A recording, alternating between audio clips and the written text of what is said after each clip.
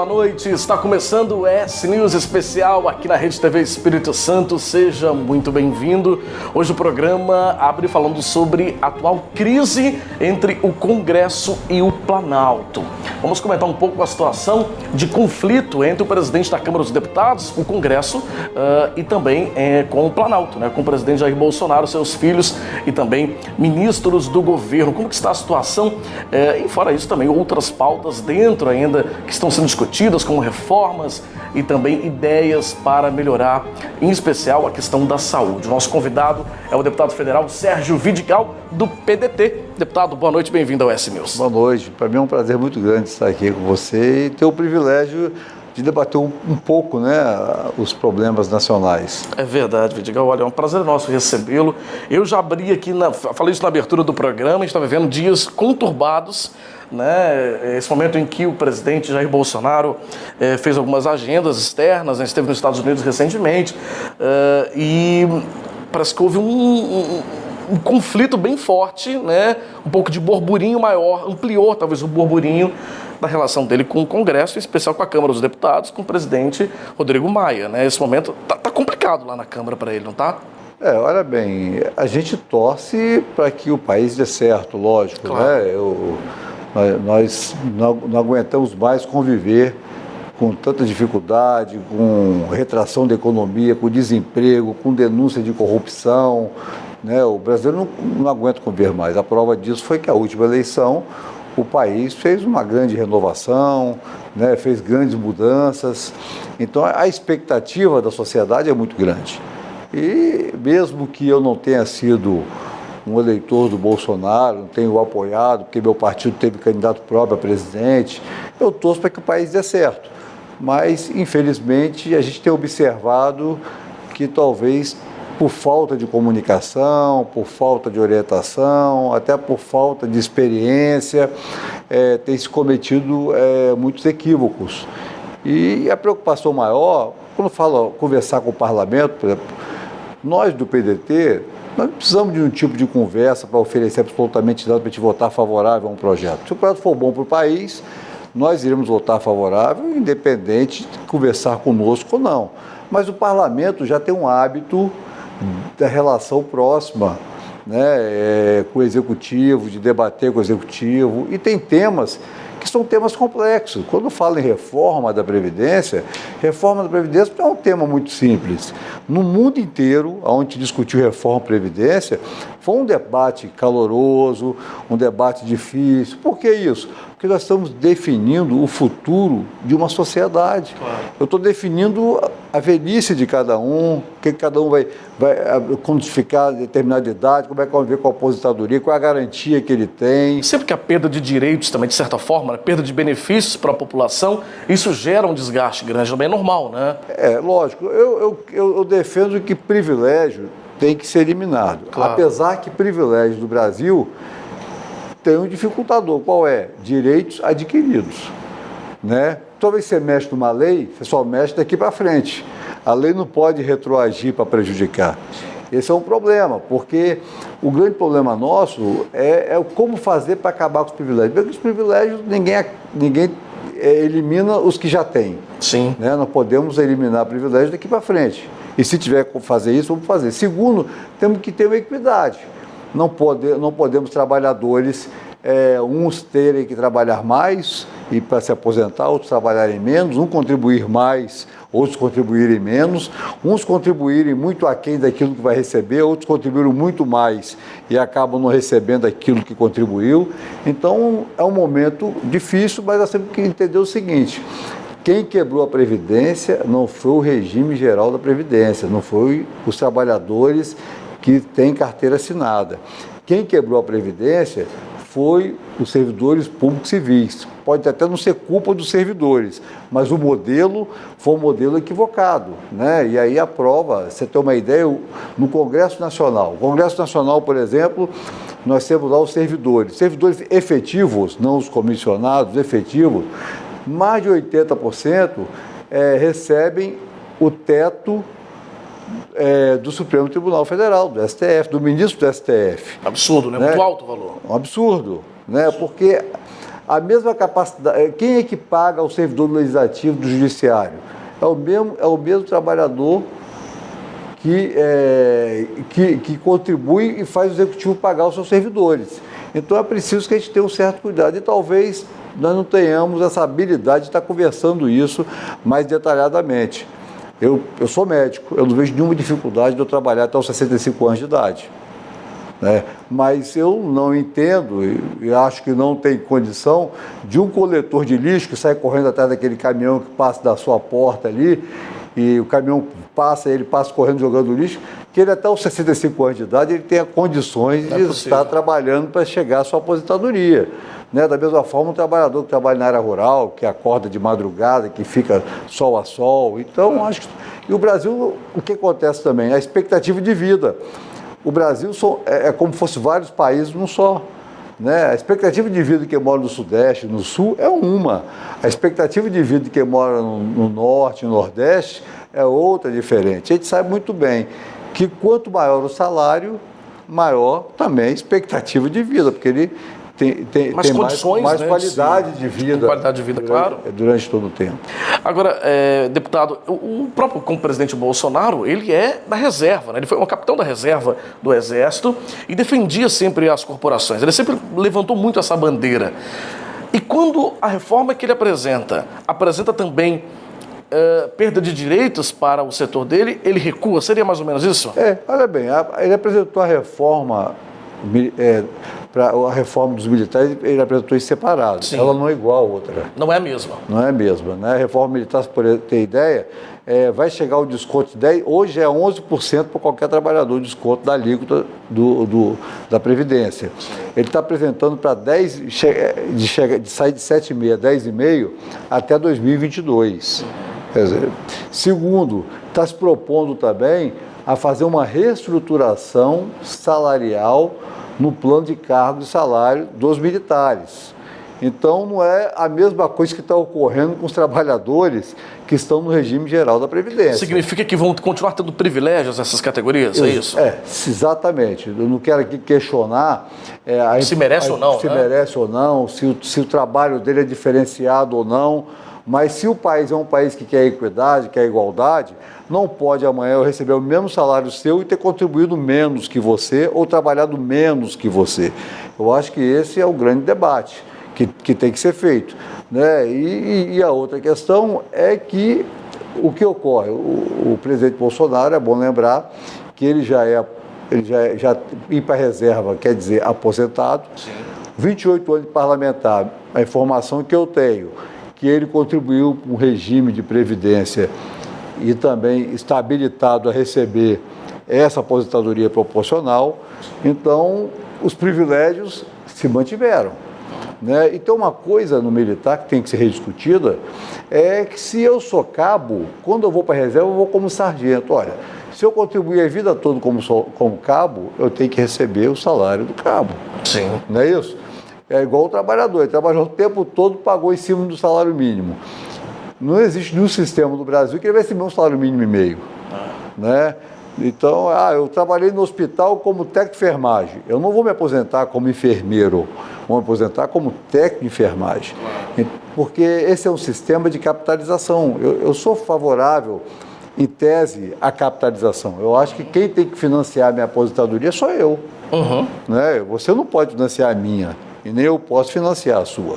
Né? E o sistema atual ele funciona dessa forma, né? Funciona dessa forma. Quem está nativa hoje financia quem está inativo, está aposentado. Exatamente. Então, quando você há uma descompensação aí entre quem está contribuindo e quem está recebendo, há um rombo. Por exemplo, se você tem uma categoria que aposenta com 49 anos de idade, e eu me aposento a grande maioria dos brasileiros aposentam há mais de 62 anos, que é a média, né? A expectativa de vida, talvez, de quem aposentou com 49 ainda é maior do que quem aposentou com 62. Então, eu vou ficar muito menos tempo aposentado, eu que aposentei com mais de 62, do que quem aposentou com 49. Sim. Quem é que financia esse cidadão que aposentou com 49? Então, eu acho que essa é uma rediscussão que nós temos que estar fazendo. Né? E não querer simplesmente cortar de qualquer forma. Vou dar um exemplo simples aqui. Está lá na proposta da reforma da Previdência, o item que não tem nada a ver com dinheiro, recurso da Previdência. Qual é? Abono salarial. Como é que funciona abono salarial no Brasil? Quem ganha até 2 salários mínimos tem direito a um 14º salário. Da onde que vem o recurso para pagar o abono salarial? Do Fundo do Amparo do Trabalhador. Não é dinheiro da Previdência. O que está se propondo agora? Que reduza somente para quem ganha até o salário mínimo. Segundo, receber proporcional. Isso quer dizer o seguinte, dos 23 milhões de brasileiros hoje que recebem o 14º salário, que é o abono, somente 3 milhões irá receber a partir do momento em que, se porventura aprovarem essa reforma. O governo vai economizar 20 bilhões por ano, mas vai tirar de quem não pode dar, porque quem ganha até 2 salários mínimos, ele não vai comprar carro importada, ele não vai aplicar dinheiro, ele não vai mandar dinheiro para o exterior, ele vai simplesmente melhorar a alimentação dele, vai poder andar de ônibus, que talvez ele não possa andar com muita frequência, quer dizer, vai circular da própria economia. Sim. Então, e sem contar que é um recurso que é retirado do Fundo do Amparo do Trabalhador, não é da Previdência. E quem é que compõe o dinheiro do Fundo do Amparo do Trabalhador? O próprio trabalhador, porque é o dinheiro do PIS/COFINS, que compõe o FAT, que é o Fundo do Amparo do Trabalhador. Então, eu acho que a reforma tem alguns equívocos, tem que ser aprofundado o debate, e é preciso que o governo converse exatamente sobre cada ponto da reforma com o Congresso Nacional, porque nós temos responsabilidade de prestar conta com quem nos levou para lá, que é a sociedade. Claro. Não, e o assunto é delicado, de fato, né? Sem dúvida precisa se ampliar essa discussão, essas conversas, e o presidente Bolsonaro, eu tenho escutado muito isso, né, em críticos, e não só os críticos mesmo, até pessoas que querem aconselhar o próprio presidente a ele se direcionar um pouco mais, se voltar um pouco mais para essas conversas com os partidos, com os parlamentares, se possível, porque é uma reforma que não é fácil de você aprovar. E não adianta simplesmente jogar para o Congresso, a pressão popular vai ser sempre, de certa forma, contrária, porque as pessoas elas não querem perder até então o benefício, o direito que ela achava que ela iria ter, né? Mas, se é necessário, tem que se discutir, tem que se fazer, não é verdade? Tem que ter uma mudança nisso. Olha bem, vou dar um exemplo. A reforma trabalhista. Todo mundo vendeu a mídia que a reforma trabalhista ia gerar mais emprego para a população, para os trabalhadores. Foi aprovada a reforma trabalhista. Meu voto foi contra. Foi contra, não porque eu sou contra reformas, porque eu sou contra tudo aquilo que você faz sem ouvir com a pessoa que é o interessado, que seria o trabalhador. O que aconteceu depois da reforma trabalhista? O desemprego continuou o mesmo, houve uma precarização do trabalho, houve uma redução salarial, e agora o parlamentar vai votar reforma previdenciária sem ampliar essa discussão com a sociedade? Não podemos fazer isso. É o futuro do cidadão que nós estamos decidindo. E temos que ter responsabilidade com isso. Claro, com certeza. E é um assunto que realmente precisa, de fato, ampliar essa discussão. Vidigal, a gente vai para um rápido intervalo. Daqui a pouquinho a gente continua conversando mais sobre a reforma da Previdência. A gente falou um pouco, né, também sobre essa relação entre a Câmara e o Planalto, né? Tá arranhada. A gente viu aí os últimos dias, aliás, foram de conversas um pouco atravessadas entre o presidente da Câmara, Rodrigo Maia, e o presidente Jair Bolsonaro, o que gera um ruído e uma preocupação, como o deputado federal Sérgio Vidigal acaba de colocar, na aprovação da reforma da Previdência, que é o assunto em pauta, né, que está discutindo talvez o número 1, né? Talvez a Previdência não suporte ainda tanto tempo como alguns estão planejando, estão prevendo aí. De fato, o rombo é muito grande. A gente volta já com o ES News Especial. Fique ligado na gente.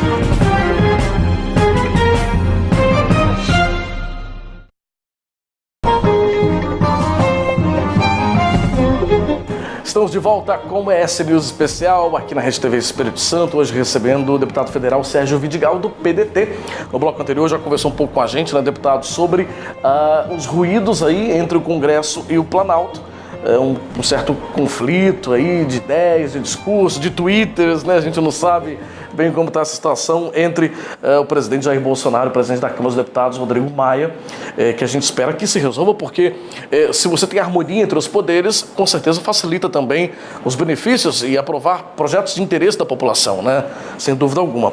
Agora, deputado, a gente falou um pouquinho sobre alguns projetos seus, aliás, comentou aqui alguns projetos de sua autoria, e uns que me chamaram muita atenção é os que se referem a doenças raras, e o deputado me trouxe um dado que eu não sabia até então, que pessoas com doenças raras não se enquadram hoje como uma pessoa com deficiência, por exemplo. Nem todas, né?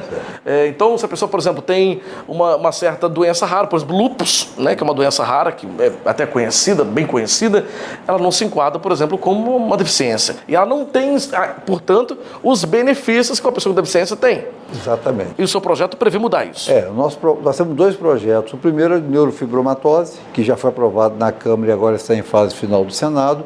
E o segundo projeto é sobre o lúpus eritomatoso, que ainda está tramitando na Câmara, onde a gente garante ao portador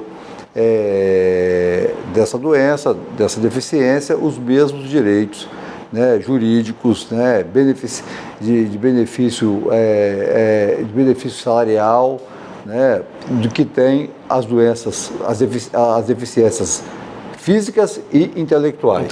Sim. Então, assim, essa é a proposta nossa. É bom lembrar hoje que no Brasil nós temos 14 milhões de brasileiros portando doenças raras. No Espírito Santo são 280 mil capixabas que são portadores, né, que têm a doença rara. Né? Então, isso é uma preocupação muito grande. O que a gente está querendo com isso? Nós estamos querendo dar garantia de direitos e dar condições de sobrevivência àqueles que detêm essas doenças raras. Por exemplo, 80% das doenças raras, elas são de fundo genético. Isso quer dizer o seguinte, elas não têm cura, né? Mas precisa de um tratamento, de um cuidado, para que possa, pelo menos, ter uma qualidade de vida melhor, já que sua expectativa de vida é pequena. Nós temos uma ideia, por exemplo, 35% de portadores de doença rara não passam os 15 anos de idade, né? Um grande percentual ainda morrem antes dos 2 anos de vida. Então é preciso que tenha essas condições de diagnóstico, que o profissional de saúde conheça melhor, tenha mais informações sobre as doenças raras para facilitar o diagnóstico em tempo hábil, né? Então, assim, é uma série de fatores que a gente tem um certo cuidado e está propondo que, inclusive, que a Comissão de Seguridade Social e Família, onde detém o debate sobre a saúde, que criamos, é uma iniciativa, inclusive, do nosso mandato, que se crie uma subcomissão especial para trabalhar especificamente com as doenças raras do Brasil. Sim, é algo que precisa de uma atenção maior ainda no nosso país, ainda não tem se dado talvez tanta atenção, né, deputado? Aquisição de medicamentos. A grande parte dos medicamentos utilizados para doenças raras são medicamentos de custo alto. Sim. Né? Se não houver uma continuidade de oferta dessa medicação por parte do Sistema Único de Saúde, isso coloca em risco também a vida do paciente. Então, são alguns fatores que a gente quer discutir isso e de fato, dar a garantia ao paciente do acesso ao Sistema Único de Saúde, desde o diagnóstico, o atendimento e ao tratamento. O deputado federal Sérgio Vidigal, ele é médico, né, por formação, mas também está na vida pública já há um tempo, já foi prefeito da Serra por 3 mandatos, foi vereador, deputado estadual também, tem uma trajetória já nessa área, e eu vi um projeto que eu achei muito interessante também, que já foi aprovado, tem essa informação para a gente, já agora em 2019, deputado, que estabelece assistência, prevenção e combate ao suicídio. É uma realidade que a gente tem visto cada vez mais aumentando, né, crescente, infelizmente. E a terceira ponte aqui que liga Vitória a Vila Velha. Mas eu tenho um projeto para a terceira ponte. Pois é. Já encaminhei, inclusive, para o governador. Pois é, que infelizmente é um ponto que se tem tornado... A ponte virou uma referência no suicídio, infelizmente, né, para tantas pessoas. É um problema sério também de saúde pública, não é? Olha bem, depressão hoje no Brasil, o Brasil é o país que tem o maior número de pacientes com depressão da América Latina. E somos o 8º país em suicídio no mundo. Né? Normalmente os países que tinham um índice muito alto de suicídio eram os países mais desenvolvidos, né? Principalmente os países europeus. Né? Você vê que no Brasil, por exemplo, os estados do sul sempre tiveram um maior índice de suicídio. ainda continua. O Rio Grande do Sul ainda é o estado que tem o maior índice de suicídio. Né? Mas você começa a observar que Roraima, Piauí começa também a aparecer muito. Por que isso? Porque aumentou-se muito o suicídio na população de 15 a 29 anos, que é os jovens. Né?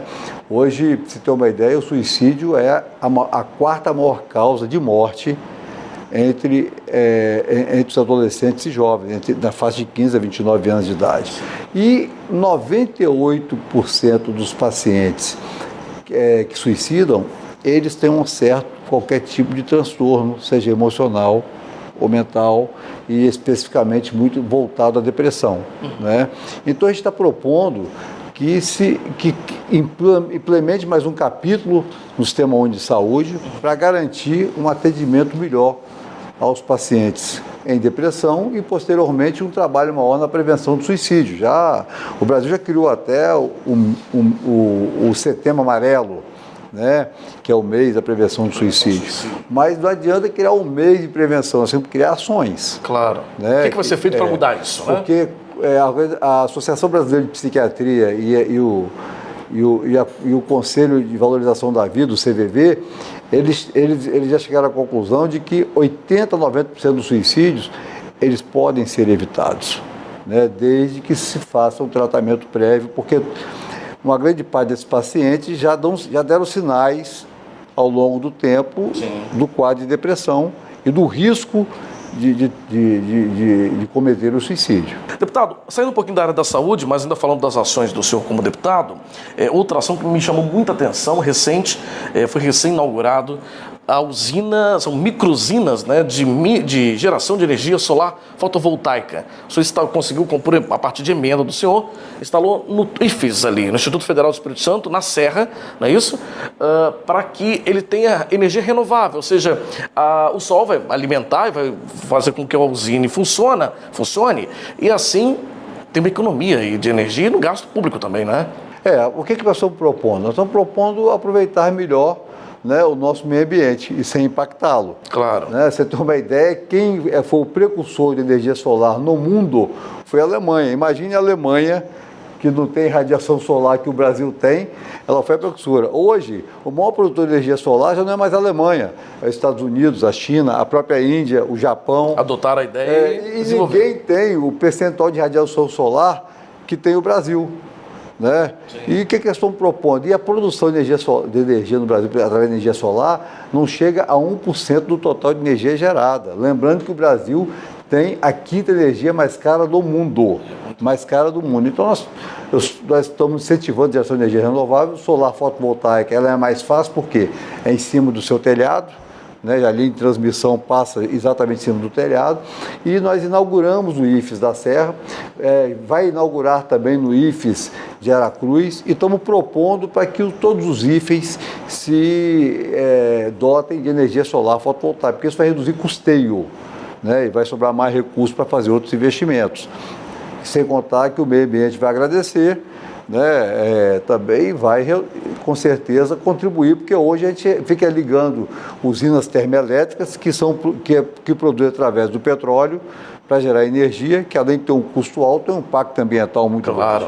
Claro. Então, se nós estamos incentivando a produção de energia solar fotovoltaica, eu como presidente da Frente Parlamentar, queremos que o IFES, além de reduzir custo, tem mais dois fatores importantes. Primeiro, vai servir para que essa tecnologia possa ser aproveitada também por outros órgãos públicos, hospitais, escolas, creches. E terceiro, essa tecnologia também vai permitir que o IFES possa oferecer cursos de qualificação para esse segmento da energia solar fotovoltaica, que isso também vai inserir no novo mercado de trabalho. Não, sem dúvida alguma, é o caminho. A gente conversava sobre isso há pouco aqui com o deputado, que de fato não dá mais para o Brasil e a gente continuar dependendo de uma única fonte, né, de fonte de energia e as hidrelétricas, né, o sistema funcionou por muito tempo, mas está na hora de começar a pensar alternativas, fontes alternativas realmente de energia, de produção de energia. A eólica hoje ela já cresceu muito, ela representa quase 9% de toda a produção de energia no Brasil, mas a eólica tem um problema, que ela precisa de linha de transmissão e precisa de vento. Se não tem vento, se dificulta já a solar fotovoltaica depende só de luz. Pois é mais fácil. É mais fácil. É mais fácil.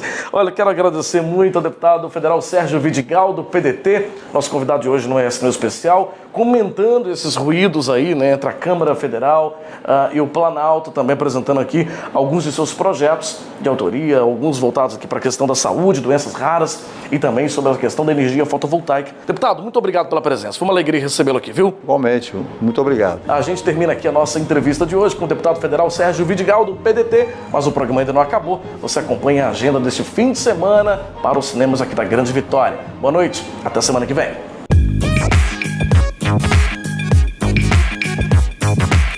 Fala, gente, tudo beleza? Bora saber o que tá rolando nas telonas esse fim de semana? Vamos começar então por Rebelião. No longa, um bairro de Chicago, invadido por alienígenas que chegaram à Terra há quase 10 anos, é tomado por conflitos entre dois lados, o dos colaboradores e dos dissidentes. Para quem gosta de ficção e suspense, é uma ótima pedida.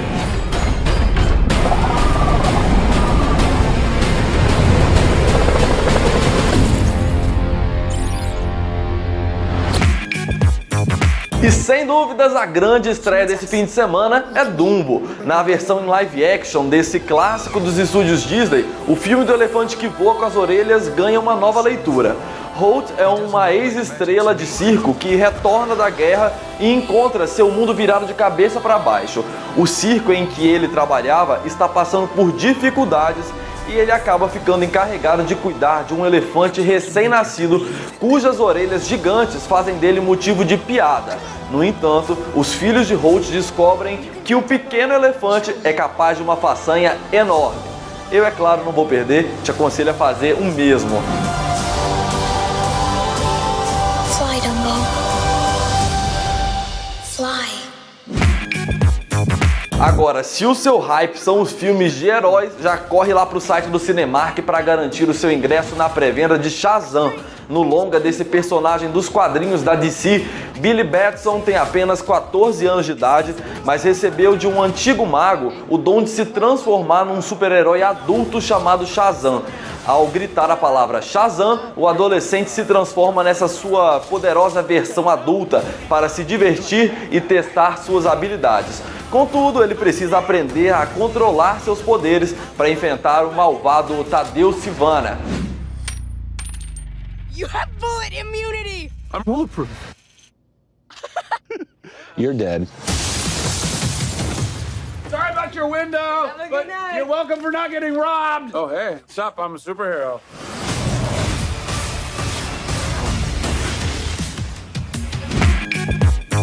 Para saber mais do que está em cartaz, entre lá no site do Cinemark e encontre um monte de outras opções de filmes e os horários das sessões. Eu fico por aqui. Tchau!